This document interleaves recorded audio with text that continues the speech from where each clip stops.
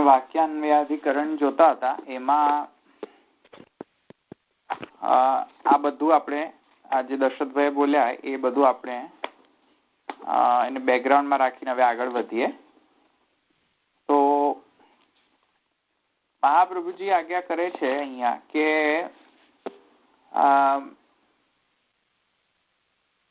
નવારે પત્યુકામા ઇત્યાદિના અમૃતત્વાય જ્ઞાનમ ઉપદિશતિ ષષ્ઠે પુનર્રૂપ સંહારે ઉપસંહારે પ્યેતાવદરે ખલ્વમૃતત્વમ ઇતિ હોત્વા યાજ્ઞવલ્ક્યઃ પ્રવ્રવ્રાજે ઇતિ તત્ર જીવસ્ય પ્રકરણિત્વમ બ્રહ્મણો વા ઇતિ સંશય. આ તો તમને સંશય બધાને ક્લિયર છે કે આમાં જીવ છે પ્રકરણનો વિષય અથવા તો બ્રહ્મ છે આ વિષય. તત્ર આત્મનઃ પ્રિયત્વમ સ્વપ્રતીત્યા પુત્રાદિ અપેક્ષયા બોધયન જીવમેવ ઉપક્રમે આત્મત્વેન વદતિ તદનુ તત્ર દર્શનાદિ વિધત્તે. તો એ કહે છે કે ત્યાર પછી પુત્રાદિની અપેક્ષાએ જે આત્માની જે પ્રિયત્વનો અહીંયા વર્ણન શ્રુતિની અંદર જે કરવામાં આવ્યો છે કે નવારે પત્યુ કામાય પતિપ્રિયો ભવતી સર્વસ્ય કામાય આત્મનસ્તુ કામાય સર્વમ પ્રિયમ ભવતી. તો આત્મનસ્તુ કામાય સર્વમ પ્રિયમ ભવતી એટલે કે ખરેખરમાં તો પુત્રાદિમાં તો પ્રેમ નથી. તમને એમનામાં કેમ પ્રેમ છે? કેમ કે તમને તમારામાં પ્રેમ છે. એ અહીંયા તમારો જે છે સ્વ આત્મા જે છે તેની પ્રતીતિનો બોધ કરવા માટે આ બાય ધ વે આ બધું જ હજુ સુધી સંશય અને પૂર્વ પક્ષ ચાલે છે. આ સંશય પતી ગયો, હવે ચાલે છે. એટલે આને નહીં સમજતા. હા, તો પોતાની જે સ્વાત્મા જે છે પ્રતીતિનો જે બોધ જે છે એ પોતાની આત્મબોધના જ્ઞાન અર્થે આ બધું આવી રીતે કહેવામાં આવ્યું છે એમ પૂર્વ પક્ષી કહે છે કે તમે જે આત્મજ્ઞાન જે છે એ આત્મજ્ઞાનનો બોધ કરાવવા માટે, હવે અહીંયા આત્મજ્ઞાન એટલે જીવાત્મ જ્ઞાન, અહીંયા બ્રહ્મજ્ઞાન નહીં, એટલે જીવાત્મ જ્ઞાનનો બોધ કરાવવા માટે અહીંયા એમ કહે છે કે આત્મનસ્તુ કામાય સર્વમ પ્રિયમ ભવતી. ઓકે, તો ત્યાં અને પછી કહે છે કે ત્યાં દર્શન વગેરેનું વિધાન કરવામાં આવે છે. અહીંયા આગળ જુઓ છે ને, એક મિનિટ આગળ જુઓ.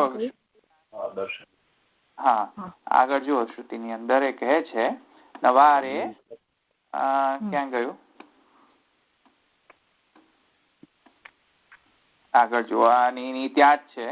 જો નવારે સર્વસ્ય કામાય સર્વમ પ્રિયમ ભવતી આત્મનસ્તુ કામાય સર્વમ પ્રિયમ ભવતી આત્મા વારે દ્રષ્ટવ્ય છે ને. આત્મા વારે દ્રષ્ટવ્ય શ્રોતવ્ય મંતવ્ય નિદિધ્યાસિતવ્ય છે ને. આત્મનિ ખલ્વરે દ્રષ્ટે શ્રુતે મતે વિજ્ઞાત ઇદમ સર્વમ વિદિતમ છે ને ત્યાં. તો દર્શનાદિ આ દર્શનાદિ શું કહે છે કે પૂર્વ પક્ષી એમ કહે છે કે જયારે એમ કહી દીધું કે આત્મા પર કોન્સન્ટ્રેશન આપો, બીજા બધા લૌકિક બીજા બધા જે બાહ્ય પદાર્થો જે છે એ બધા બહુ ગૌણ છે. જે મુખ્યનો બોધ જે છે એ તો અંદર છે. હવે એ પૂર્વ પક્ષી એને લઈને એમ કહે છે કે તેથી કરીને શ્રુતિ એમ કહે છે કે કેમ કે હવે પેલું જે મુખ્ય વિષય જે છે એ કોનામાં આવ્યો? આંતર વિષય, આત્મા એ વિષય છે એમ કહે છે પૂર્વ પક્ષી. તેથી કરીને શુદ્ધ કહે છે કે આત્મા જ આત્મા વારે દ્રષ્ટવ્ય, આત્મા જ દ્રષ્ટવ્ય છે, જોવાલાયક છે. સમજમાં આવ્યું? જોવાલાયક છે એટલે કે અલાયક છે એમ. ખરેખર લિટરલી તો દેખાય નહીં પાછી આત્મા તો. એટલે પૂર્વ પક્ષ જયારે આત્મા શબ્દ કે છે ત્યારે જીવ પરક જ કે છે. જીવ પરક જ જીવ. તો એટલે જીવ ને જુઓ એવી રીતે વાત થઈ. હા, કેમ કે આપણને આપણો સ્વાત્મબોધ તો હોવો જોઈએ ને કે આપણે કોણ છે, હુ આર વી. પોતાનો આત્મબોધ તો હોવો જોઈએ ને કે આપણે કોણ છીએ. આપણે પ્રકૃતિની પ્રોડક્ટ જ માત્ર છીએ કે આપણે આપણાની અંદર કોન્શિયસનેસ પણ છે, જેમ કે જે આપણે દેહાત્મવાદીઓ જે છે, ચાર્વાકાદી, તો તેઓ તો એમ જ કહે છે કે ભાઈ કોન્શિયસનેસ જેવું કઈ છે જ નહીં, તે જ બધું છે. જે દેખાય તે સાચું, જે ન દેખાય તે ખોટું. આત્મા દેખાય છે, દેખાતો નથી, તેથી ખોટો છે. there is nothing like consciousness.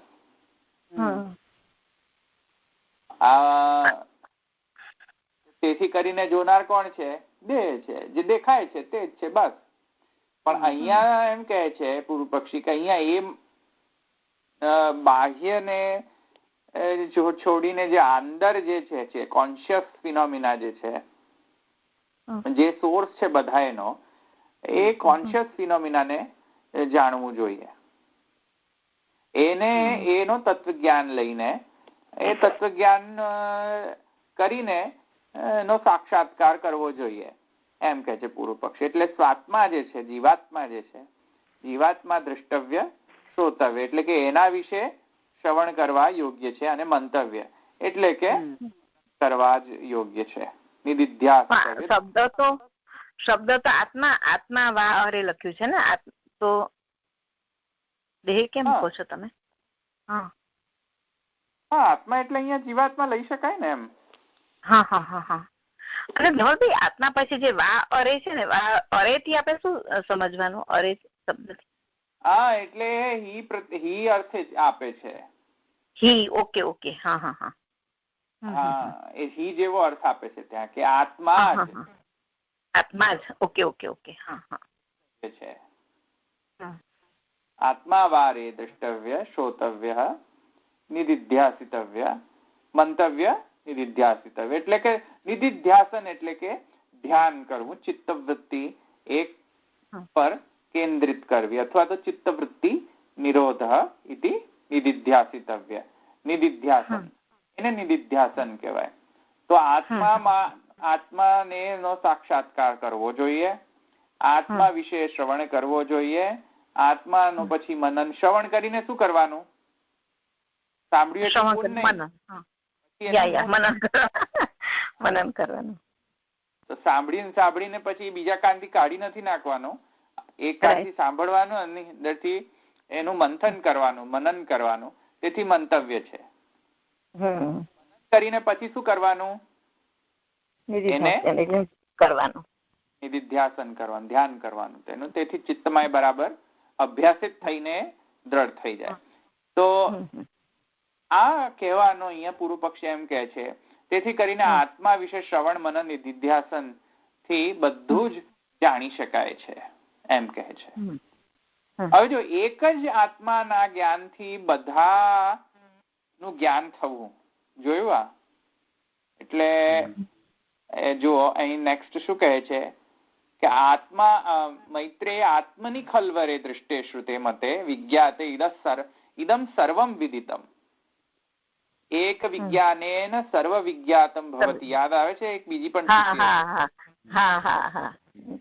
એકના વિજ્ઞાનથી બધાને જાણી શકાય એવું તત્વ કહો. એક વિજ્ઞાનેન સર્વ વિજ્ઞાતમ ભવતિ. પેલું જયારે કહ્યું કે સર્વ ખલુ ઇદમ બ્રહ્મ, ના પેલું જયારે સંવાદ થયો ને, એમ કે તું શું ભણીને આવ્યો, એ વખતે કે છે ને એકનું જ્ઞાન થવાથી બધું. એક વિજ્ઞાનેન સર્વ વિજ્ઞાન, એવું કયું તત્વ છે કે જેને જાણવાથી બધું જ જણાઈ જાય? તો એવી રીતે અહીંયા જુઓ કે દૃષ્ટે શ્રુતે મતે વિજ્ઞાતે ઇદમ સર્વમ વિદિતમ. એકના વિજ્ઞાનથી સર્વમ વિદિતમ. તો જીવાત્માના વિજ્ઞાનથી સર્વનો વિજ્ઞાન કઈ રીતે થાય? પણ એનું જસ્ટિફિકેશન અહીં આપે છે પૂર્વ પક્ષી કે આ જીવ બ્રહ્મવાદ છે. જીવ જ બ્રહ્મ બનેલો, બ્રહ્મ જ જીવ બનેલો છે, બ્રહ્મ જ જીવ છે, અંશાંશી ભાવ નથી ત્યાં, બ્રહ્મ જ જીવ છે. અને જીવ પણ એને ત્યારે આવે છે કે ત્યારે માયા શબલિત થાય છે ત્યારે. તો તેથી કરીને જીવ બ્રહ્મવાદ ની અંદર તે લઈને એમ કહે છે કે આ તો ખરેખર તો બ્રહ્મ જ છે, તેથી કરીને એક વિજ્ઞાનેન સર્વ વિજ્ઞાતમ ભવતી પણ સિદ્ધ થાય છે, અને આ જીવાત્મા પરક પણ સિદ્ધ થાય છે. આ નિર્ગુણ બ્રહ્મ પરક નથી, બોટમ લાઈન. કેમ કે વન્સ યુ સે આત્મા, ધેટ મીન્સ ધેટ માયાપેત જે શબલ ઈશ્વર જે છે, માયા શબલ ઈશ્વર જે છે, તેની વાત ચાલી રહી છે. કેમ કે નિર્ગુણ બ્રહ્મની અંદર શું આત્મા, શું શ્રોતવ્ય, દ્રષ્ટવ્ય, મંતવ્ય? નિર્ગુણ બ્રહ્મ એનો શ્રોતવ્ય ન થઈ શકે, દ્રષ્ટવ્ય ન થઈ શકે, નિધિધ્યાસિતવ્ય ન થઈ શકે. નિર્ગુણ બ્રહ્મન cannot be the subject of Shravan, Manan and કીર્તન. નિર્ગુણ બ્રહ્મન is simply નિર્ગુણ. ખબર પડી? એટલે તેથી એ ટ્વિસ્ટ કરીને એમ કહે છે કે પૂર્વ પક્ષી એમ કહે છે કે તેથી કરીને આ જીવ નો વર્ણન છે, પણ કેમ કે જીવ સ્વયં બ્રહ્મ બનેલો છે માયાના કારણે, તેથી એક વિજ્ઞાનેન સર્વ વિજ્ઞાતમ ભવતી એ સિદ્ધ પણ એટ ધ સેમ ટાઈમ થાય છે. આવ્યું સમજમાં આટલું? ચલો બીજાને સમજમાં આવે છે? હા, ઓકે.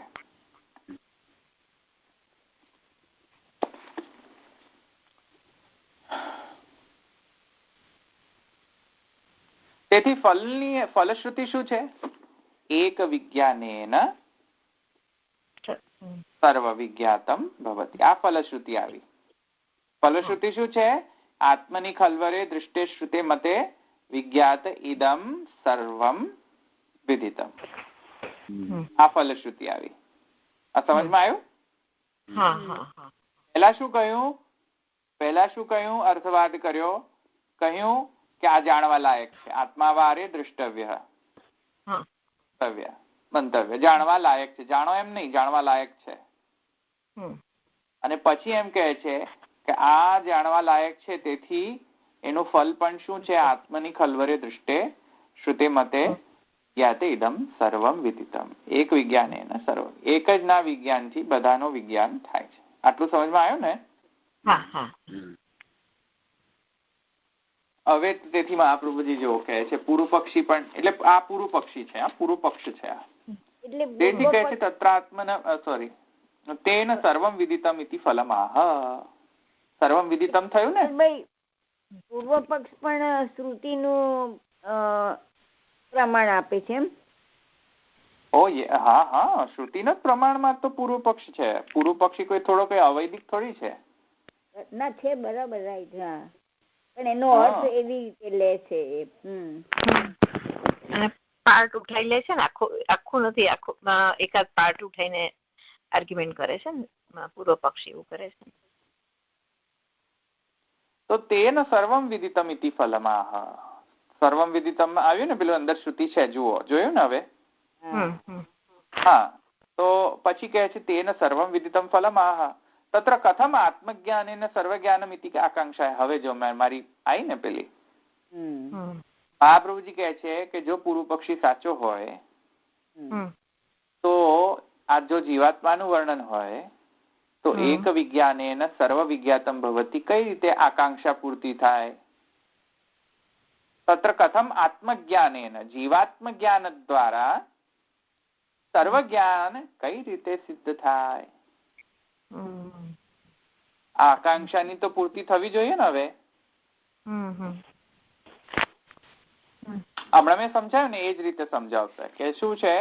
કે છે આકાંક્ષાયામ બ્રહ્મ તમ પરદાત્યાદિના ઇદમ સર્વમ યદયત્માત્મે ઇતિ અંતેન તસ્યૈવ સર્વત્વમ આહ. એટલે નીચે શ્રુતિ હશે, જો નેક્સ્ટ શ્રુતિ છે તે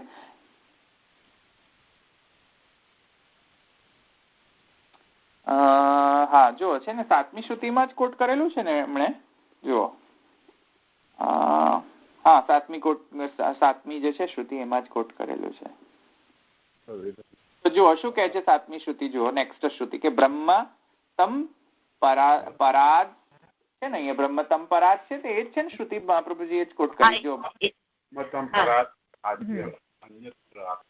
પરાત આદ્યો અન્યત્ર આત્મનો બ્રહ્મવેદ ક્ષત્રમ તમ પરાત આદ્યોન્યત્ર આત્મના ક્ષત્રમ વેદ લોકાસ્તમ પરાત ઇત્યાદિ ઇત્યાદિથી જો શું કહે છે આ નેક્સ્ટ શ્રુતિ કે જે બ્રાહ્મણ જાતિ, બ્રહ્મ એટલે અહીંયા પેલા બ્રહ્મ નહીં, આપણા સુપ્રીમ બ્રહ્મ નહીં, બ્રાહ્મણ જાતિ. તો બ્રહ્મ ક્ષત્રમ છે ને, જો અહીંયા બ્રહ્મ ક્ષત્રમ, અહીંયા બ્રાહ્મણ જાતિ. તો અહીંયા પેલા આપણું જે ભાષ્યનો જે વિષય બ્રહ્મ છે એ નહીં, અહીંયા બ્રહ્મ વેદ ક્ષત્રમ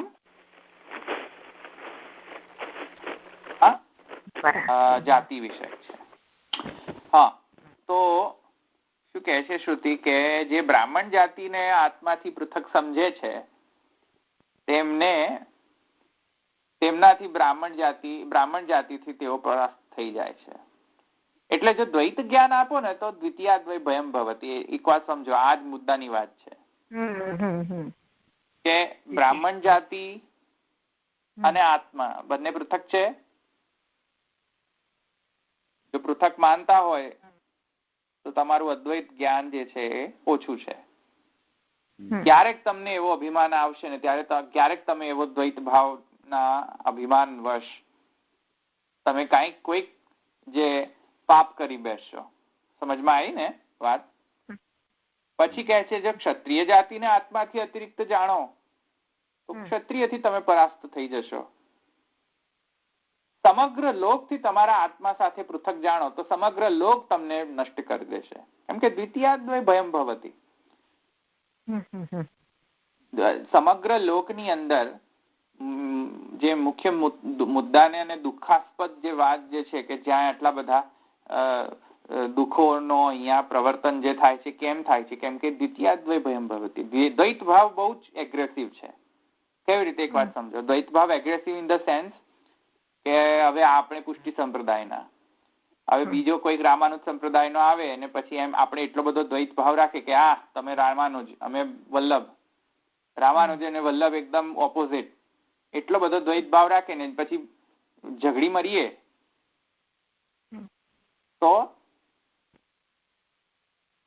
એટલો બધો એગ્રેસિવ દ્વૈત ભાવ હોય તો શું કરે? ડેફિનેટલી કોલિઝન થવાનો. કોલિઝન તો થવાનું જ ને.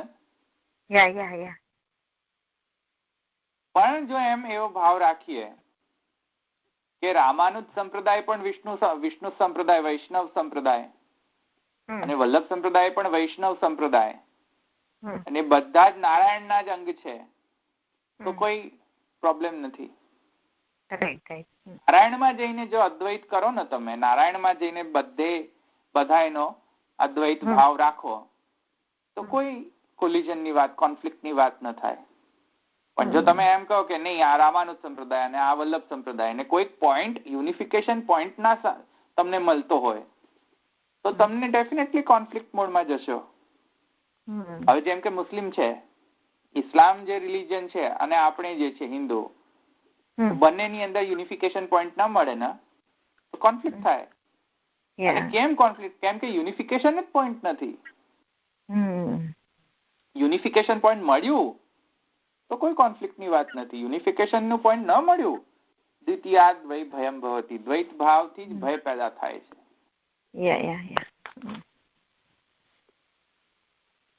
એટલે એવી રીતે કન્ટ્રીમાં પણ કે કોઈ કન્ટ્રી જે છે એ બીજા કન્ટ્રીની બોર્ડર્સ એટલી બધી ટાઈટ હોય, જેમ કે આપણે ને બીજા જે બોર્ડર્સ જે છે યુએસ છે, મેક્સિકન છે, એક્સેટ્રા એક્સેટ્રા, તો એમાં જે બોર્ડર્સની એટલી બધી ટાઈટ બોર્ડરિંગ હોય અને કોઈ ઘૂસણખોરી કરે તો કોન્ફ્લિક્ટ થઈ જાય. પણ ઘણા બધા યુરોપિયન દેશ છે એ બહુ જ, આઈ થિંક નેધરલેન્ડ અને કોઈક બીજું પણ એક કન્ટ્રી છે, એ બંનેની જે બોર્ડર જે છે એમાં કોઈ કંટ્રોલ નથી. કોઈ કંટ્રોલ નથી. તમે એક બોર્ડરમાંથી બીજી બોર્ડરમાં પગ મૂકી શકો. પાછા બોર્ડર જે છે ને એ પાછી હોટલમાંથી જ જાય. પાછી હોટલની જે એક એવી હોટલ છે ત્યાં, એ બંને એની બાજુથી જ પાછી બોર્ડરની લાઈન જાય. પણ તમે you can either side of it.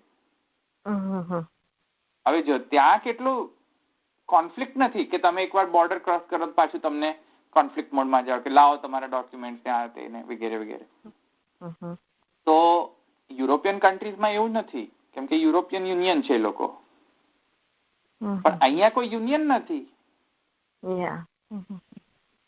એટલે એટલી બધી દ્વૈત ભાવ છે કે આ અમારી બોર્ડર ને આ તમારી બોર્ડર, અને તેથી કરીને કોન્ફ્લિક્ટ તો વધવાના જ ને. મોમેન્ટ તમે બોર્ડર પાસ કરો ઇલીગલી, કોન્ફ્લિક્ટ વધશે.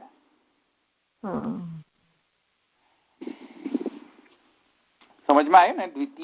દ્વૈત ભાવ જાણો છો તો કોઈ પણ તમને કરશે, તમે કોઈનાથી પણ પરાસ્ત થઈ શકશો. કોઈનાથી પણ પરાસ્ત થવું એટલે કે તમે એનાથી જીતી નહીં શકો.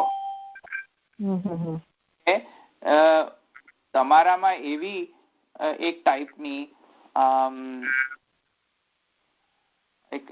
એક ટાઈપની થોટ પ્રોસેસ ચાલુ થશે કે જ્યાં એ થોટ પ્રોસેસના અંડરમાં ભાવ આવશે કે આ હું અને આ તું, અને હું તું એકદમ જુદા જ છીએ. આ જયારે પૃથકત્વ, જે પૃથક ભાવ, જયારે દ્વૈત ભાવ એટલો બધો એગ્રેસિવ દ્વૈત ભાવ હોય તો ત્યારે તો આ કોન્ફ્લિક્ટ થવાના જ છે. તેથી અહીંયા કહે છે કે જો દ્વૈત ભાવ ને તમે જાળવી રાખશો તો તમે પરાસ્ત થશો. જ્યારે તમને અદ્વૈત ભાવ સિદ્ધ થશે ત્યારે તમે કોઈનાથી પણ પરાસ્ત નહીં થઈ શકો. અને તેથી કહે છે કે બ્રહ્મ્ય ઇદમ ક્ષત્રભીમે લોકાઈમે દેવાઈમે વેદાઈમાની ભૂતાની ઇદમ સર્વમ યદ અયમ આત્મા. આ બ્રાહ્મણ જાતિ, આ ક્ષત્રિય, બ્રાહ્મણ, આ લોક, આ દેવ, આ વેદ, આ બધા ભૂતો, આ બધા જે પણ છે તે આ બધું સર્વમ ઇદમ સર્વમ યદ અયમ આત્મા, જે પણ આ બધું જ છે એ આ આત્મા છે. અયમ આત્મા, આ આત્મા જ છે. આ શ્રુતિ નેક્સ્ટ આવી અને મહાપ્રભુજી કહ્યું કે એક વિજ્ઞાતમ સર્વ વિજ્ઞાને, એક વિજ્ઞાનેન સર્વ વિજ્ઞાતમ ભવતી કઈ રીતે પુરવાર થાય? આ શ્રુતિના કારણે. આ શ્રુતિ એમ કહે છે કે આત્માને જાણવાથી બધું સર્વ આત્મા જણાઈ જાય છે. તેથી એમ કહે છે અહીંયા, જો મહાપ્રભુજી કહે છે કે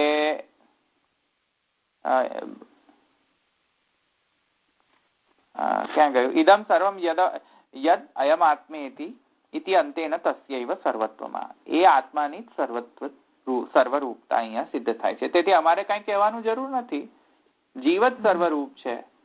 અને મેં કહ્યું એમ જીવ બ્રહ્મવાદની અંદર તો સ્વયં બ્રહ્મ જ જીવ બનેલો છે, કોઈ અંશાંશી વાત નથી. સમજમાં આવ્યું ને આટલું? તદનુ કથમ અસ્મિન સંઘાતે આત્મજ્ઞાનમ ભવતિ ઇતિ આકાંક્ષાયામ દુંદુભ્યાદિ દૃષ્ટાંત તત્ર અયમાહ પરંપરાયા બાહ્યાભ્યંતર ભેદેન. હવે આ સમજો એક વાત કે આ બધું એક સિક્વન્સની અંદર પૂર્વ પક્ષી સમજાવે છે એનો સ્ટેન્ડ.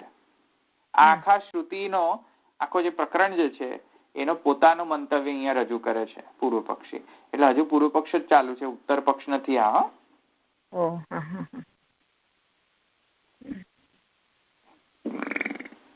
ક્યાંક ભરી પડે એવું છે. ક્યાંક ભરી જવાય એવું છે. હા, જીવ બ્રહ્મવાદ બહુ જ એપીલિંગ છે. હવે મહાપ્રભુજી કહે છે કે મહાપ્રભુજી નહીં, સોરી, પૂર્વ પક્ષી કહે છે કે સાતમા શ્રુતિનો પણ અમે તમને સમજાવી દીધો. હવે જે નેક્સ્ટ જે શ્રુતિ આવી રહી છે, 8મી શ્રુતિ, એમાં પૂર્વ પક્ષી કહે છે કે એ પણ અમે સમજાવી દઈએ કે ત્યાં પણ જીવાત્માનું જ વર્ણન. કેમ કે જે નેક્સ્ટ શ્રુતિ જે છે એમાં એનો અમારા પ્રમાણે પ્રયોજન એ છે કે તદનુ કથમ અસ્મિન સંઘાતે આત્મજ્ઞાનમ ભવતી. આ આકાંક્ષા પૂર્તિ કરવા માટે 8મી શ્રુતિ પ્રયોજિત છે. સમજમાં આવ્યું? એટલે તદનુ કથમ અસ્મિન સંઘાતે, તેના પછી આત્મજ્ઞાન તો આત્મા વારે દ્રષ્ટવ્ય શ્રોતવ્ય નિધિધ્યાસિતવ્ય, પણ ભાઈ સાહેબ આત્માનું જ્ઞાન મળે કઈ રીતે? તમે તો કહી દીધું કે આત્મા જાણવા લાયક છે, જ્ઞાન કરવા લાયક છે, પણ ઈઝી થોડી છે એટલું બધું. આવ્યું ને સમજમાં? ઈઝી તો નથી. ઈઝી છે? ઈઝી તો નથી. કેમ કે એકવાર આપણને જો કોઈ એમ કહે ને કે હવે તમે કાલે મરવાના, આ તો પછી આત્મા વારે દ્રષ્ટવ્ય શ્રોતવ્ય થાય? પછી તો એમ કહો ભાઈ સાહેબ મર્યા તો કાલે, તો કેમ તમને આત્માને શરીર જુદા ગણીને જાણો ને, તમને શું પ્રોબ્લેમ છે? કાલે મરવાના, આજે મરવાના, શું પ્રોબ્લેમ છે? આત્મા તો અજર અમર છે, શરીર જ મરવાનું, તમને શું પ્રોબ્લેમ છે? ત્યારે અદ્વૈત જ્ઞાન આવે ના આવે? ત્યારે ના, આત્મા વારે દ્રષ્ટવ્ય શ્રોતવ્ય બધું જ બંધ થઈ જાય. તો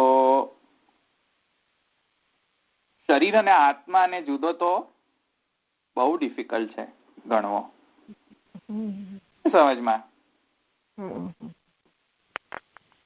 શરીર અને આત્મા એટલો ડિફિકલ્ટ છે ગણવો, અને એવી જ રીતે સર્વમ ખલુ ઇદમ બ્રહ્મ તો એનાથી પણ બહુ ડિફિકલ્ટ છે. કેમ કે શત્રુ આવી જાય તમારી સામે, શત્રુ તમારો. હવે તમે એમ ને કે સર્વમ ખલુ ઇદમ બ્રહ્મ, બધું જ બ્રહ્મ છે, દયાભાવ આવે એની ઉપર? આવે. ઝઘડવાનો મૂડ હોય તો આ બ્રહ્મ જ્ઞાન હોય એમાં? ના હોય. તો ઇટ્સ વેરી ડિફિકલ્ટ. સર્વમ ખલુ ઇદમ બ્રહ્મ વ્યવહાર કરવો બહુ ડિફિકલ્ટ છે. એવી રીતે આત્મજ્ઞાન જે છે, જીવાત્મ જ્ઞાન, શરીરથી જુદો છે આત્મા, બોલવું બહુ સહેલું છે, શરીરથી જુદો છે આત્મા, પણ જયારે પછી પેલું વ્યવહારમાં કરવાનું આવે તો બધું જ એક જ થઈ જાય, પાછું બધું મિક્સ થઈ જાય પાછું. કલાક જયારે સત્સંગમાં હોય ત્યારે બધું સાત્વિક ભાવની ઉત્પત્તિ થાય. બંધ કરીએ એટલે પેલો દ્વૈત ભાવ ચાલુ થઈ જાય પાછો.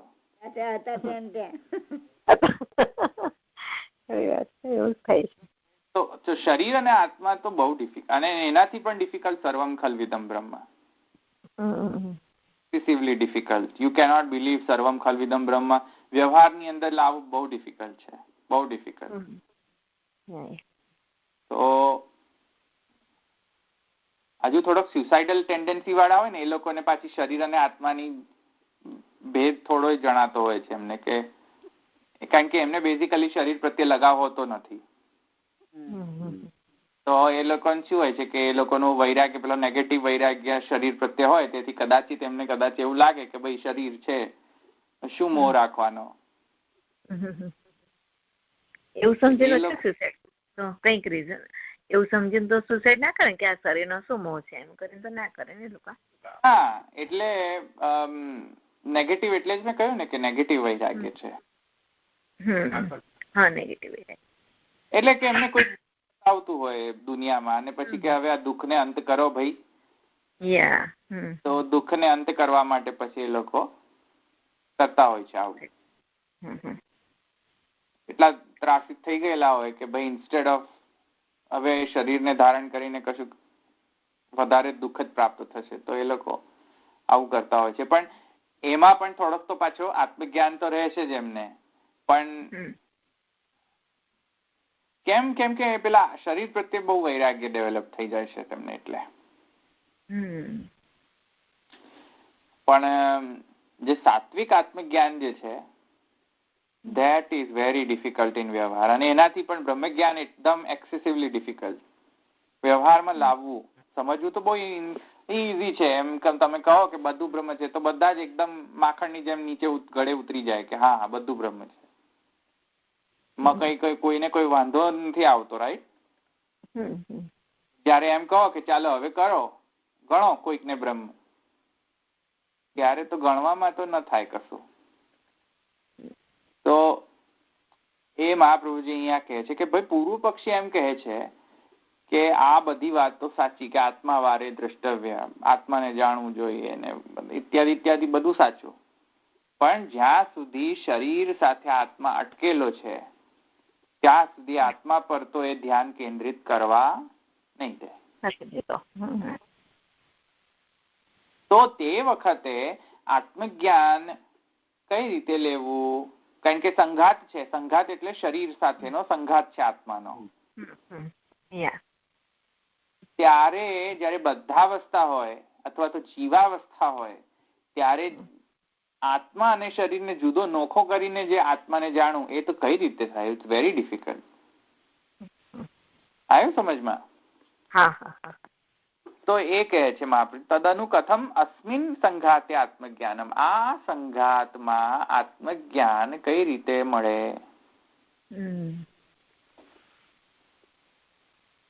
ત્યારે કહે છે કે તે કેવી રીતે આત્મજ્ઞાન મળે તેનો ઉપાય નેક્સ્ટ 8મી શ્રુતિ કહે છે. દુંદુભ્યાદિ દૃષ્ટાંત તદ દૃષ્ટાંત ત્રયમાહ, 3 દૃષ્ટાંત ત્રયમાહ પરંપરાયા બાહ્યાભ્યંતર ભેદેન. 3 પ્રકારથી દૃષ્ટાંત આપ્યા, એક પરંપરા, એક બાહ્ય અને એક આંતર, એમ 3 પ્રકારના દૃષ્ટાંત આપીને એમ કહ્યું કે ભાઈ આત્મા પ્રત્યે ધ્યાન કેન્દ્રિત કઈ રીતે કરવું.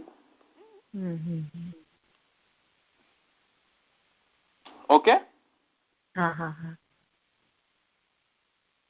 એટલે આત્મા છે એના લોજિકલ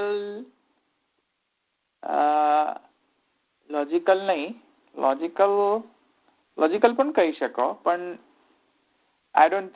લોજિકલ નહીં કહીએ આપણે. આત્મા છે તેનો આપણને અનુમાન કઈ રીતે થાય એ, એટલે કે આત્મા પર ધ્યાન કેન્દ્રિત કરવાનો જે અનુમાન જે છે, આપણને જે સિગ્નલ જે છે એ કઈ રીતે પ્રાપ્ત થાય, એના 3 પ્રકાર છે. એક પરંપરાથી આપણને ખબર પડે કે આત્મા હવે કામ કરી રહી છે, તેથી આત્મા નો અનુમાન પરંપરા થઈને આત્મા પર ધ્યાન કેન્દ્રિત થાય. એક પરંપરાથી, ડાયરેક્ટલી ન થાય, વાયા પરંપરાથી. પછી બીજું છે કે બાહ્યથી થાય, અને ત્રીજું છે આપણી અંદર જ રહેલી કોઈક વૃત્તિ છે તેના કારણે આપણને બોધ થઈ જાય કે હા આત્મા પર ધ્યાન કેન્દ્રિત કરવું જોઈએ. સમજમાં આવ્યું? હા, હવે એ થોડો વિષય થોડો ડિમાન્ડિંગ છે. એ પરંપરા ને બાહ્ય નું તમે જે કહ્યું ને એનાથી આપણને સમજાય, તો કઈ દાખલો આપીને સમજાવશો થોડો? હા, હું સમજાવું. એ થોડો ઇન્વોલ્વિંગ સબ્જેક્ટ છે એટલે આપણે આજે એને કમ્પ્લીટ કરીએ. ઓકે? આ 3 દૃષ્ટાંતો આપણે આજે લેવાના.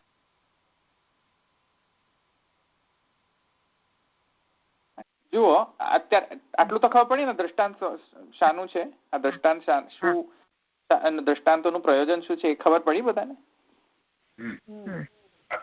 આત્મજ્ઞાન નું આપણને જે અનુમાન થવું જોઈએ, કારણ કે શરીર અને આત્મા એ બધા નોખા કઈ રીતે સમજવા, એ તો અનુમાન તો થવો જોઈએ ને કંઈક તો. એ અનુમાન નો દ્રષ્ટાંત આપે છે કે ભાઈ આવા દ્રષ્ટાંતના શ્રુતિમાં છે, તેથી એ અનુમાનથી આપણને ખબર પડી શકે છે. હવે પ્રથમ જે દ્રષ્ટાંત છે પરંપરા.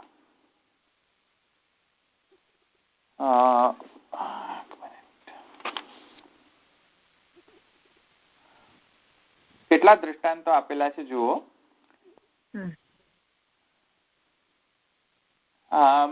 પ્રથમ જે દ્રષ્ટાંત શ્રુતિ આપેલો છે તેનો છે દ્રષ્ટાંત દુંદુભી.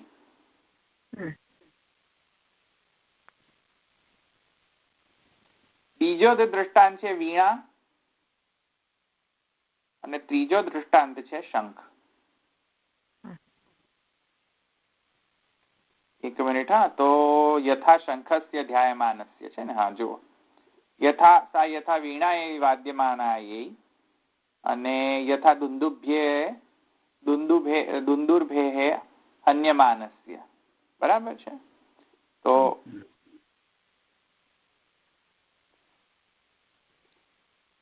પરંપરા, બાહ્ય અને આભ્યંતર, આવી રીતે 3 પ્રકાર છે. હવે પહેલો આપણે દુંદુભીનો દૃષ્ટાંત જોઈએ. તો શું કહે છે? યથા દુંદુર્ભે હન્યમાનસ્ય ન બાહ્યાત છંદાત શક્નુયાત.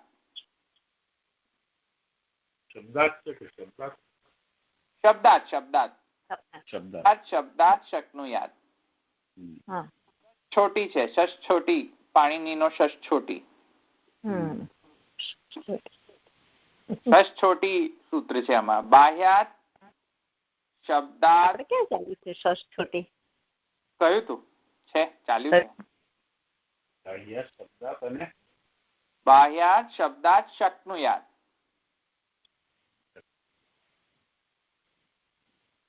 શશ છોટી સૂત્ર ચાલ્યું નથી. શશ છોટી કરાયું છે ને. શ્રીમદ શંકર છે ને, શ્રીમદ શંકર આવી ગયો ને છકાર. શશ છોટી છે તે. કયું તો આપણે સૂત્ર આવતું હતું આપણે એના માટે. શંકર ગીતાબેને કહ્યું હતું, એટલે જસ્ટ ખાલી લખાયું હતું અંદર, પેલા એમાં નતું, પણ એ ગીતાજી લેતા હતા ત્યારે એમણે કહ્યું હતું કે આ શશ છોટી છે. હા, તો બાહ્યા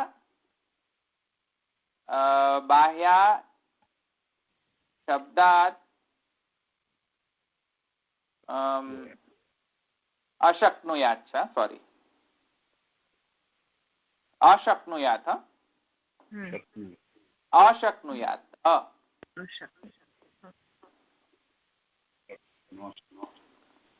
તો બાહ્યા જે દુંદુભેર હન્યમાનસ્ય.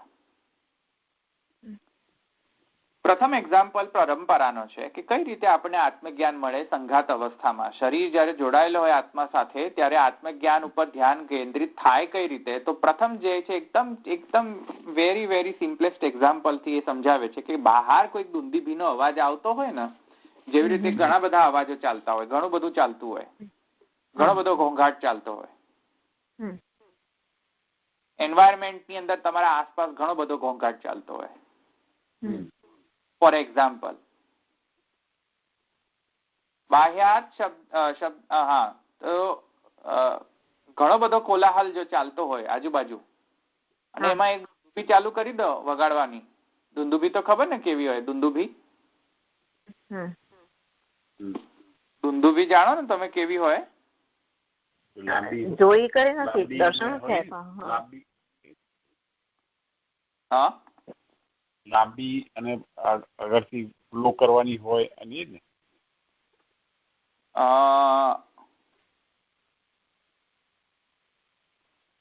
એક મિનિટ, તમને એક ઇમેજ જો તમને મળે ને તો હું તમને દુંદુભી છે ને પેલા એના જેવી હોય આપણા, એનું શું છે, ઢોલક જેવું હોય પણ વચ્ચે પેલા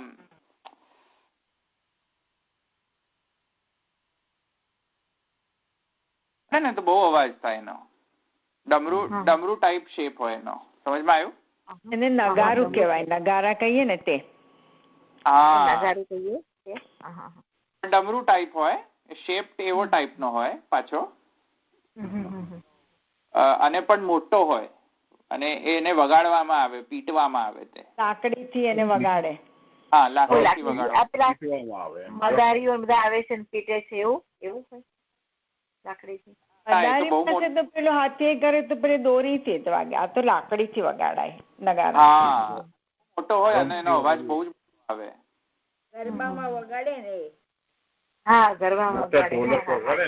હા, પેલું હીચ વખતે વગાડે ને. ગળામાં બાંધીને આગળ હોય ને પછી બગાડે. તો મૂળ મુદ્દાની વાત છે કે જયારે નગારું કહી લો ને તોય ચાલે, ઢોલક નગારું કહીએ તો ચાલે. આગળ નથી પેલા એમાં બેસીને વગાડતા, બસ એને દુંદુભી કહે. રાઈટ, એને દુંદુભી. નગારું હોય ને એને દુંદુભી કહે. પણ એનો અવાજ બહુ જ મોટો હોય. રાઈટ, તમે સાંભળ્યું હશે જયારે. તો શું કહે છે શ્રુતિ કે જયારે કોલાહલ તો ઓલરેડી તમારા આજુબાજુ ચાલતો હોય અને એની અંદર જો દુંદુભીને વગાડવાનું ચાલુ કરે ને તો દુંદુભીનો અવાજ પેલા બીજા બધા અવાજને સપ્રેસ કરી દે. સપ્રેસ કરી દે એટલે આપણને ખાલી દુંદુભીનો જ અવાજ સંભળાય. રાઈટ. અને કોન્સન્ટ્રેશન અવાજ, કેમ કે હવે બધું સંભળાવાનું સપ્રેસ થઈ ગયું આજુબાજુ, ખાલી દુંદુભી જ હવે સંભળાઈ રહી છે, તો કોન્સન્ટ્રેશન પણ નેચરલી ક્યાં જવાનું? દુંદુભી પર. પ્રશ્ન થાય આપણને કે આ કોણ વગાડે છે, આ ક્યાં વાગે છે, કોણ વગાડે છે? આવા પ્રશ્નો થાય ને પછી. એવી રીતે જે આજુબાજુ જે કોલાહલ થઈ રહ્યો છે તેને સંઘાત સમજો, શરીર રૂપી. અને આત્મા જે છે એને દુંદુભીવત સમજો. બરાબર. અને જયારે એવા વૃત્તિઓ તમારામાં ઉત્પન્ન થાય ત્યારે તમને એક ધ્યાન તમારું આત્મા પર કેન્દ્રિત થાય. શરીરનો તો વૃત્તિ નથી, આ તો આત્માની વૃત્તિ છે. અને એ પાછું સ્વયં તો જ્ઞાન નહીં થાય, એ તો બહારનો કોઈક ટ્રિગર પોઈન્ટ આવે ને તો એ તમને અનુમાન કરાવી શકે. બહારનો ટ્રિગર પોઈન્ટ. બહારનો ટ્રિગર પોઈન્ટ એટલે શું? બહારનો ટ્રિગર પોઈન્ટ એટલે એક વાત સમજો. ચારવાક એમ કે છે બહારના ટ્રિગર પોઈન્ટ એટલે કે આવા જો. ચારવાક શું કહે છે? દેખાય છે, નથી દેખાતો. દેખાય છે તેથી આત્મા નથી. બહારનો ટ્રિગર પોઈન્ટ થયો ને, બાહ્ય ટ્રિગર પોઈન્ટ છે. એવી રીતે એમ કોઈ કહે કે કોઈ પ્રકૃતિ તો જડ છે, તો વિચાર કોણ કરે છે? મનન કોણ કરે છે? સાક્ષીવત અનુભવ કોણ કરે છે? કે અનુભૂતિ કોણ કરે છે? પ્રકૃતિ કરે છે કે જે આત્મા કરે છે? આવું બહારથી જયારે ટ્રિગર પોઈન્ટ આવે ત્યારે ખબર પડે કે ઓહો, અચ્છા, હા, આ તો આત્મા છે, તો છે આત્મા. સમજમાં આવ્યું?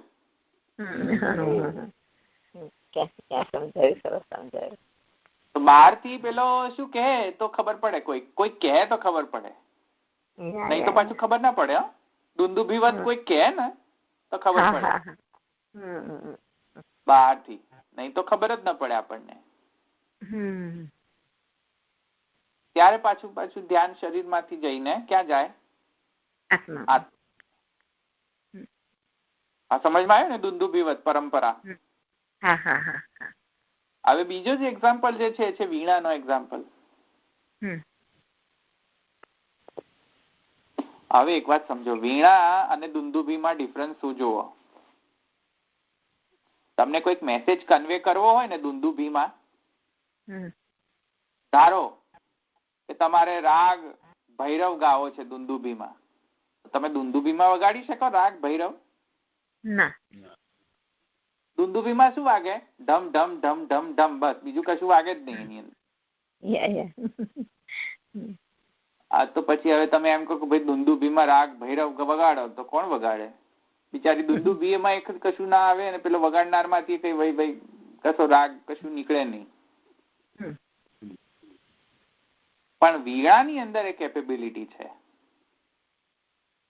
વીણાની અંદર એ શું કેપેબિલિટી છે કે તમે વગાડો ને તો એ કઈ દુંદુભીવત નહીં કે ઢમ ઢમ ઢમ ઢમ વાગ્યા કરે વીણા. You can convey the message. Dundubi cannot convey the message. Dundubi means what? એક ઇમરજન્સી આવી છે બસ એટલું ખબર પડે. જેમ ઇમરજન્સી ની પેલી જે લાઈટ ચાલુ થાય ને, કોઈક ઇમરજન્સી આવે તો ઇમરજન્સી ની પેલી જે લાઈટ અને જે નોઈઝ આવે છે ને, જે ઇમરજન્સી નો જે એ દુંદુભીવત સમજો એને. બરાબર. થોડુંક ઇન્ફોર્મેશન કન્વે થાય. શું ઇન્ફોર્મેશન કન્વે થાય? કે there is something there, bus. It doesn't convey કે હાર્ટ એટેક આવ્યો છે કે માણસ ગયો પહોંચી ગયો ઉપર કન્વે ન થાય, રાઈટ? દુંદુભી ઓનલી કન્વેઝ કે ધેર ઇઝ સમથિંગ ધેર, બસ ધ્યાન ત્યાં દોરવું, બસ. એવું ના કરે. વીણા શું કરે? દુંદુભીવત નથી. વીણા conveys more information. Dundubi cannot convey that much information, પણ વીણા conveys a lot of information with itself. કેમ કે રાગનો પણ કન્વેયન્સ થાય, ઘણી વખત રાગનો કન્વેયન્સ થાય તો થાય, પણ શબ્દનો પણ કન્વેયન્સ થાય કે શું કહેવા માંગે છે. વીણા વગાડો ને તો ઘણી વખત એવી રીતે વીણા ઘણા લોકો વગાડતા હોય છે ને ત્યાં શબ્દો પાછા નીકળતા હોય એવા. વગાડવાનું જો એ લોકો બહુ એક્સપર્ટ હોય ને વીણા વાદનમાં તો તમે રાગને પણ કન્વે કરી શકો, અને જો તમને લિરિક્સ ખબર હોય ને તો તમે એને એકદમ ડાયરેક્ટલી કોરિલેટ પણ કરી શકો કે હા આ તો આજ વગાડે છે. તમે જોયું જુગલબંધી જુઓ, તમે સાંભળો, તમને અચાનક જ ખબર પડી જાય કે ઓહો આ તો આજ કીર્તન વાગે છે. તો વીણાની અંદર એક કેપેબિલિટીઝ છે કે it can convey lot of information જ્યારે એને વગાડવામાં આવે. દુંદુભીવત નથી તે. આવ્યું ને સમજમાં? રાગ, શબ્દ એ બધું જ એ વાદનની અંદર જ કન્વે થઈ જાય. જુદું કહેવાની કઈ જરૂર પડવી ન જોઈએ વીણામાં. એવી જ રીતે વીણાથી જે જ્ઞાન થાય છે એ આભ્યંતર જ્ઞાન થાય છે. આભ્યંતર.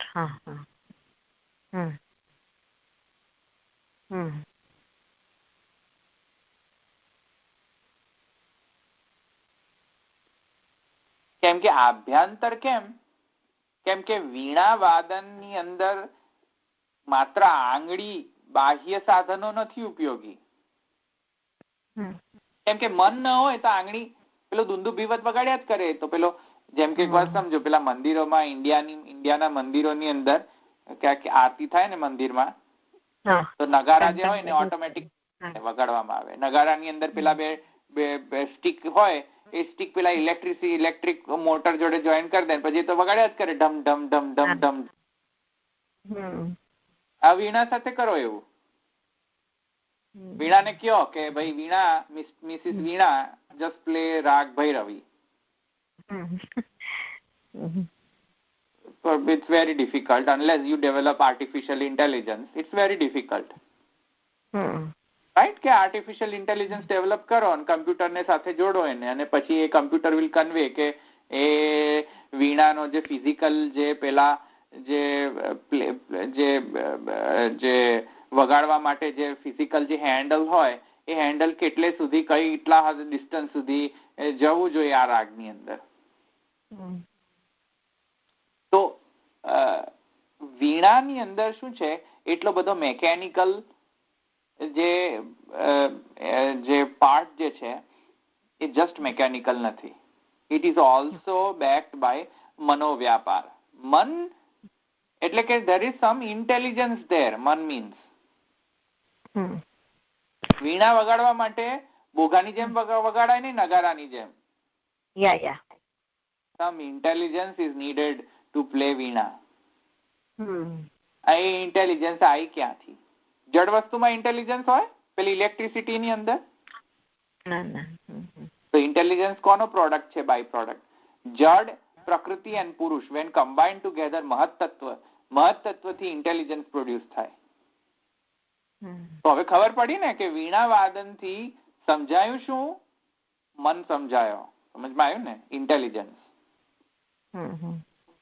એ ઇન્ટેલિજન્સ આપણને અનુમાનથી સમજ પડે છે અને તેથી આત્મા પર ધ્યાન કેન્દ્રિત થાય છે. કેમ કે આત્મા જ ના હોય તો ઇન્ટેલિજન્સ કઈ રીતે આવવાનો?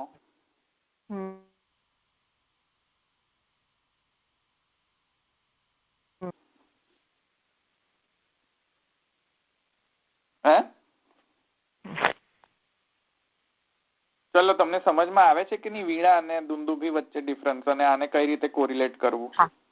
હા, વીણા અને દુંદુભી ડિફરન્સ ખબર પડી. પેલું તો દુંદુભી તો ગમે આમાં બસ વગાડી શકે. વીણા તો તમને એનું થોડું એવું હોય, આપણું મન સાથે લાગેલું હોય તો જ વગાડાય, નહીં તો ના વગાડી શકાય એવું એમ કહું. એટલે એને આપણે અંતર સમજ્યા, પેલું પરંપરા સમજ્યા કે એટલે આત્મા અને દેહ સાથે કેવી રીતે લેવાય, એમ સંગાત એની સાથે કેવી રીતે લેવાય, એમ કહો છો તમે? હા, એના સાથે સમજ્યા ને તમે કે કઈ રીતે આત્મજ્ઞાન પર થાય છે, એ સમજ આવી કે ના આવી, એ મારો પ્રશ્ન છે. બીજા બધા આવી? પદ્માબેન, તમે કહો છો ને એટલે તો એ ઇન્ટેલિજન્સ એટલે બુદ્ધિ કીધી, રાઈટ ને? તો પછી એ તો એને તો પ્રકૃતિમાં લઈ જઈશું ને આપણે? પ્રકૃતિમાં લઈ જઈશું, રાઈટ. પછી એ પ્રકૃતિમાં લઈ જઈએ તો પછી એ મન સાથે કઈ રીતે એને જોઈન મનને પણ આપણે પ્રકૃતિમાં ગણીને એ રીતે આત્મા સાથે જોઈન કરીએ. મન is a by product of પ્રકૃતિ અને પુરુષ, મહત્તત્વથી બંને પ્રકટ થયા છે ને. હા, તો પછી એને નહીં, પણ પુરુષ જ ન હોય તો મહત્તત્વ બને કઈ રીતે? તો પુરુષની તો ત્યાં અનુમાન થઈ ગયો ને. હા, એ થઈ ગયું, બરાબર. સમજમાં પુરુષનું તો અનુમાન થયું ને ત્યાં થયું, પુરુષનું અનુમાન થઈ ગયું. હા, કેમ કે મનોવ્યાપારથી બધું થયું. તો મનોવ્યાપાર જડમાં મન હોય ચાલો મને કયો, પથરામાં મન હોય? ન હોય, જડમાં ન હોય. પછી મન આવ્યું, પુરુષ તો જોઈએ ને.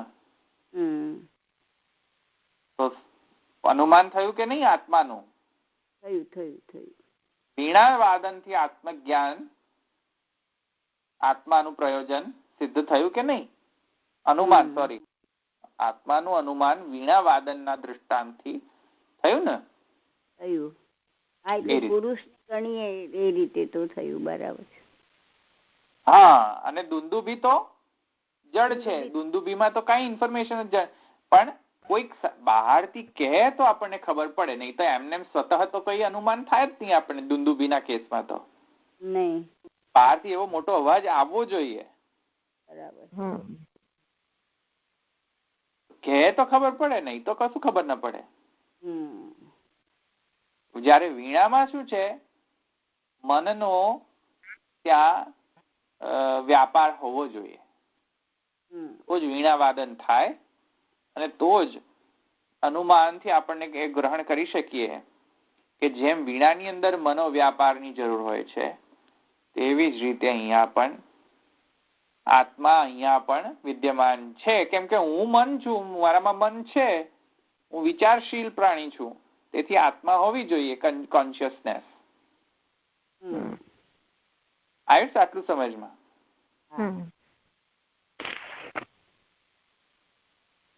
શંખની અંદર કેસમાં શું છે જુઓ, શંખને જયારે આપણે વગાડવો હોય ને તો મન પણ ભૂલી જાઓ. મન હોય કે ન હોય,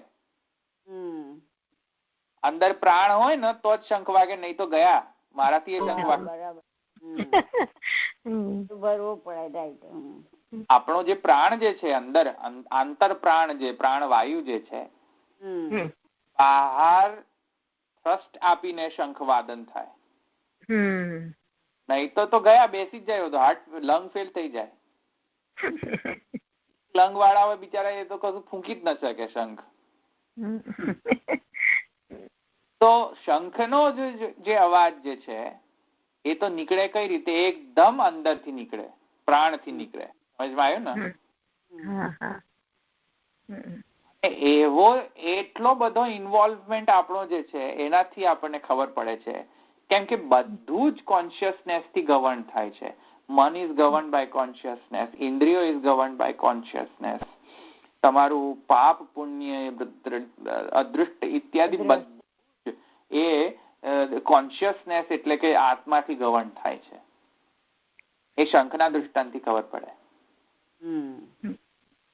એટલે બાહ્ય એટલે કે પરંપરા બાહ્ય અને એકદમ અંદરથી શંખ એકદમ અંદરથી. એમાં તો પ્રાણ જ જોઈએ તમને. તો આટલું સમજમાં આવ્યું ને?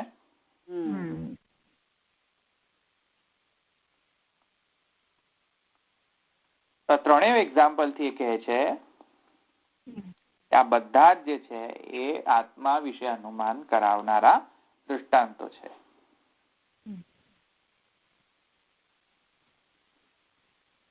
ઓકે, અહીંયા રાખીએ આપણે. એટલે આ સિદ્ધાંતી એ કહ્યું ના ના, બધું પૂર્વ પક્ષી છે. બધું અચ્છા, સિદ્ધાંતી નથી. હા, લાગે છે એવું જાણે ભરાઈ જવાય છે એવું થાય છે. હા, એ પણ આપણા સિદ્ધાંતી નથી, આ પૂર્વ પક્ષ છે. કારણ કે એને તો જીવાત્મા સિદ્ધ કરવો છે ને અહીંયા પ્રકરણાર્થ. તો એવું જ કહેશે. ચાલો અહીં રાખીએ. દ્રઢઈના ચરણ કેરો ભરોસો, દ્રઢઈના ચરણ કેરો, શ્રી વલ્લભ નખ ચંદ્ર છટા વિન, સબ જગ માં અંધેરો ભરોસો, દ્રઢઈના ચરણ કેરો, साधन और नहीं या कली में, जासु हो निवेरो, सूर कहा कहे द्विविधाधरो, बिना मूल को चेरो भरोસો, દ્રઢઈના ચરણ કેરો. શ્રી વલ્લભાધીશ કી જય. શ્રી ગોપીનાથ પ્રભુ ચરણ કી જય. શ્રી ગુસાઈજી પરમ દયાલ કી જય. શ્યામ સુંદર શ્રી અમને મહારાણી કી જય. શ્રી દ્વારિકાધીશ કી જય. સર્વે વૈષ્ણવને આજના ઉત્સવની કંટોલા તેરસ ખૂબ બધાઈ. જય શ્રી કૃષ્ણ. જય શ્રી કૃષ્ણ.